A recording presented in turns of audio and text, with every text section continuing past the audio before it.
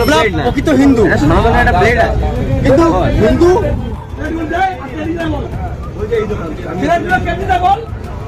আমরা তো এর উপরে কি বিরিয়ানি খাবো? কখনোই না।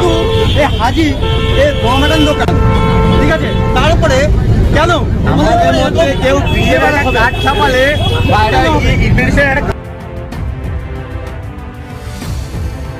कोई फायदा नहीं है ऐसी भक्ति का, और ना ही ये भक्ति होती है। भक्ति नहीं, पाप कर रहे हो तुम लोग। जब तुम अपने देवी देवताओं को सम्मान नहीं दे सकते, उनकी इज्जत नहीं कर सकते, तो ये ऐसा कैसा गणपति विसर्जन? देख के इस वीडियो को ऐसा भक्तों, देखो तुम्हारी देवी माता का हालत देखो, देखो इधर शेर तो पूरा। কিছুদিন আগে বিরিয়ানির প্লেটে উল্টো দিকে ভগবানের ছবি ছিল এবং তাকে ঘিরে তুলকালাম, তাকে ঘিরে বহু হট্টগোল। এবং কিছুদিন আগে আপনারা জানেন যে 2 টাকা 5 টাকায় আপনারা ধূপকাঠি কিনে আনতেন, সেখানে ভগবানদের ছবি থাকতো। এইবার যখন ফেড়ে সেই ধূপকাঠি জ্বালিয়ে শেষ হতো, তারপরে কিছু মানুষ ডাস্টবিনে ফেলে দিত, তো কিছু মানুষ পুকুরে।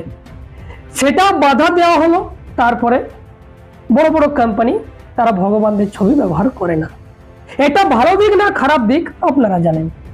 কিন্তু এই গণেশ পুজো গেল, সেই গণেশ পুজোকে ঘিরে আপনাদের আনন্দ ফুর্তি আস্থা তুঙ্গে ছিল, কিন্তু আজকে যে ভিডিও আমি দেখাবো সেটাই আপনারা কি করবেন তা ভাববার বিষয়।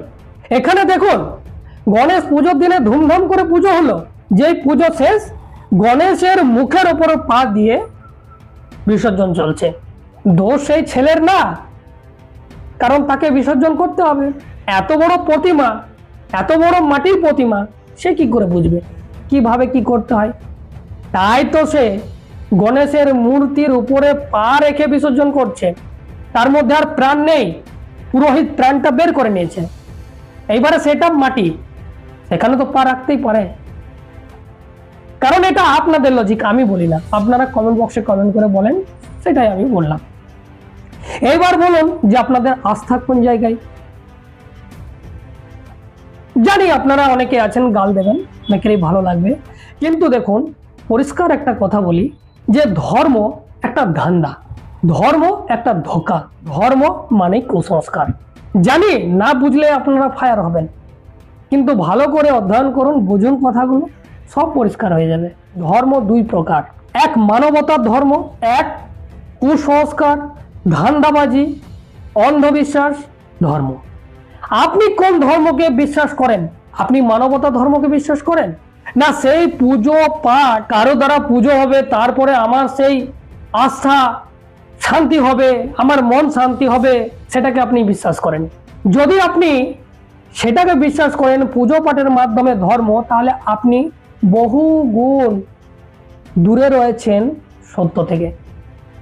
কারণ ধর্ম বলতে বোঝায় যে এক মানুষ আরেক মানুষের পাশে থাকবে, সেটাই হচ্ছে ধর্ম। আপনার বিপদ হলে তখন দেখবেন কেউ দেখে না যে কি ধর্ম তার, কি জাত তার, কেউ দেখে না। তখন মানুষ দৌড়ে এসে সকলে হাতে হাত মিলিয়ে কাজ করে। এইটাই হচ্ছে ধর্ম। কিন্তু যখনই এটা শেষ হয়ে যাবে, আপনারা বাড়িতে যাবেন, তখন শুরু হবে আবার একটা নতুন অধ্যায়, যেটাকে ধর্ম বলে না, সেটাকে ধান্দাবাজি বলে, সেটাকে কুসংস্কার বলে, সেটা কারো আস্থার ওপরে বিশ্বাস করানোর পর কাউকে টাকা পকেটে ভরিয়ে দেওয়া বলে। তো আপনি কোন ধর্মে বিশ্বাস করেন?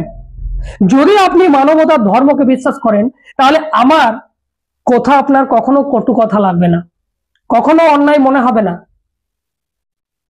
আপনি যখন হসপিটালে যান, আপনি জানেন না আপনার ব্লাডের প্রয়োজন হবে, আপনি জানেন না যে সেটা হিন্দু, মুসলমান, শিখ, ইসাই, জৈন, বুদ্ধিস্ট, লিঙ্গায়ত, কার মুচি, মেথর, হাঁড়ি, ডম, তেলি, চাষা, গোয়ালা, কার রক্ত আপনি জানেন না। দিব্যি আপনার মানুষকে আপনি ব্লাড দেন। এটা হচ্ছে মানবতার ধর্ম, এটাই হচ্ছে ধর্মের মূল পন্থা। আপনারা যদি ভাবছেন পুজো পাঠ করে এটাকে ধর্ম বলে আপনি অন্ধকারে আছেন, আপনাদেরকে অন্ধকারে রেখেছে এই দেশের ব্রাহ্মণ্যবাদ। আপনি অন্য কোনো ধর্মেরও যদি হয়ে থাকে না, তারাও যদি মনে করে, তো আপনারও কুসংস্কারের শিকার। তাতে XYZ অন্য কোনো ধর্ম হতে পারে। ধর্ম তাকে বলে যে মানুষ মানুষের পাশে থাকবে, মানুষ মানুষের হেল্প করবে। মানবতা ধর্ম ছাড়া আর কোনো কিছু পৃথিবীতে ধর্ম হতে পারে না।